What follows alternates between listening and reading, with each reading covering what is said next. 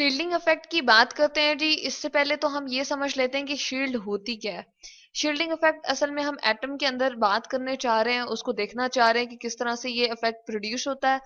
पहले शील्ड की बात करते हैं जी। पुराने जमाने में जो जंगें होती थी, हम कहते हैं वॉर्स होती थी, तो उसमें एक तो तलवार यूज करते थे स्वॉर्ड, और उसके साथ सोल्जर्स जो थे हिफाजत के लिए एक शील्ड सी जो है वो इस्तेमाल करते थे, कि जिसकी वजह से उनको नुकसान ना पहुंच सके। तो बिल्कुल इसी तरह से एटम के अंदर हम शील्डिंग इफेक्ट को देखेंगे।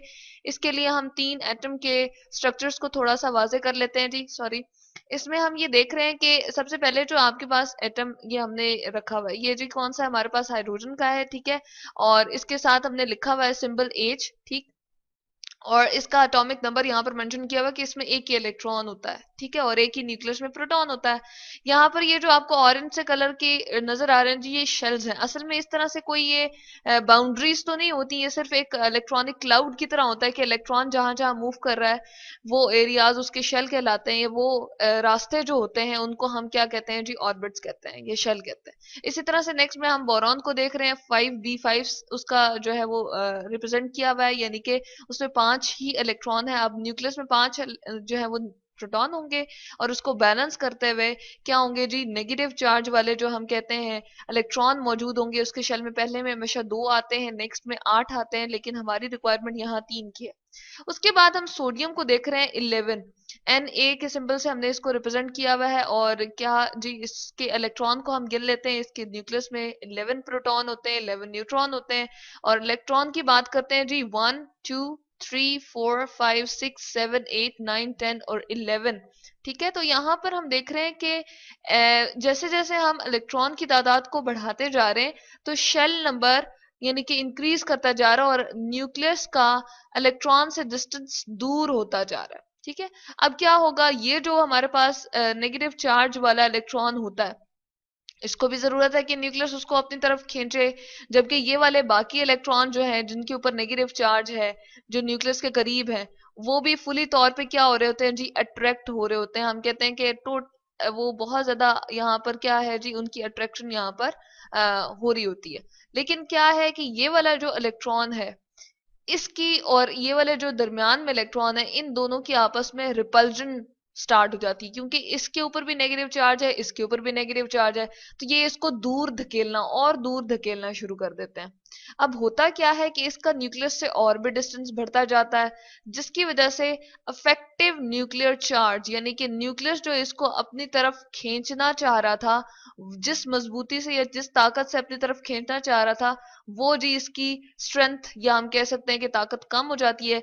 क्योंकि ये बाकी वाले इलेक्ट्रॉन जो इसके करीब वाले शेल्स में मौजूद है, वो ज्यादा अट्रैक्टिव हो रहे होते हैं, वो ज्यादा खींचे चले जा रहे होते हैं, और वो अपने और इसके दरमियान एक क्या करते हैं जी, रिपल्जन क्रिएट कर देते हैं। अब इस वजह से न्यूक्लियस और इस इलेक्ट्रॉन के दरमियान में क्या बन जाती है जी, एक शील्ड सी बन जाती है, या एक दीवार सी बन जाती है, जो इसको खींचने नहीं दे रही होती। तो हम कहते हैं कि जी इसका Z इफेक्टिव जो है वो कम हो गया। यहाँ पर EFF मैंने लिख दिया, चले हम इसको लिख देते हैं। इसको हम क्या कहते हैं जी, इसको हम कहते हैं इफेक्टिव, यहाँ पर इफेक्टिव न्यूक्लियर। अब यहाँ पर न्यूक्लियर लिखने से जैसे बात वाजे हो रही है कि ये कोई ऐसी चीज है जो न्यूक्लियस से रिलेटेड है। चार्ज चार्ज जी हमारे पास दो तरह के होते हैं, ठीक है। एक तो हमारे पास पॉजिटिव होता है और एक नेगेटिव होता है। पॉजिटिव किस पे होता है जी, प्रोटॉन पे होता है, यहाँ मैं P लिख रही हूँ। और नेगेटिव जो है वो शेल्स में मौजूद इलेक्ट्रॉन पे होता है, यहाँ पर मैंने छोटा सा E मेंशन कर दिया है। लेकिन ये न्यूक्लियस से रिलेटेड है, तो जाहिर सी बात है कि यहाँ पर हम न्यूक्लियस के पॉजिटिव चार्ज के बारे में बात कर रहे हैं, ठीक है। अब ये पॉजिटिव चार्ज ही बाहर शेल में मौजूद इलेक्ट्रॉन को खींचने का सबब बनता है।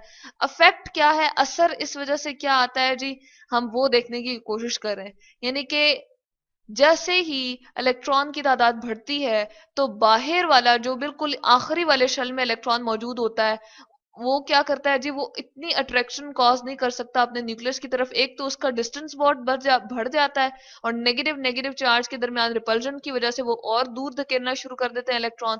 तो हम कह सकते हैं कि ये जो बाहर वाला इलेक्ट्रॉन होता है, और ये जो न्यूक्लियस मौजूद है हमारे पास, चलें ये न्यूक्लियस हमने बना दिया, इन दोनों के दरमियान जो है एक बहुत ही स्ट्रॉन्ग सी हम कहते हैं जी शील्ड बन जाती है, ठीक है, एक दीवार सी बन जाती है जो इसको बहुत अच्छे तरीके से अट्रैक्ट नहीं होने देती न्यूक्लियस की तरफ। और हम कहते हैं कि जी इसकी अट्रैक्शन जो है वो लॉस हो जाती है, जिसकी वजह से हम कहते हैं जेड इफेक्टिव जो है वो कम हो गया है। यानी कि न्यूक्लियस की अट्रैक्ट करने की पावर इलेक्ट्रॉन के ऊपर, उसको हम कहते हैं जी इफेक्टिव न्यूक्लियर चार्ज। और वो प्रोटॉन की वजह से होता है, जितने प्रोटॉन बढ़ते जाएंगे वो जेड इफेक्टिव जो है वो इंक्रीज होता जाएगा। शर्त ये है कि इलेक्ट्रॉन उससे दूर ना हो, लेकिन इलेक्ट्रॉन का डिस्टेंस जैसे ही दूर होना शुरू हो जाएगा, यानी कि इलेक्ट्रॉन अगर अगले वाले शेल्स की तादाद अगर बढ़ जाएगी तो इलेक्ट्रॉन नए शेल्स में दाखिल होना शुरू हो जाएंगे, यानी कि नए शेल्स में हमारे पास मौजूद होंगे।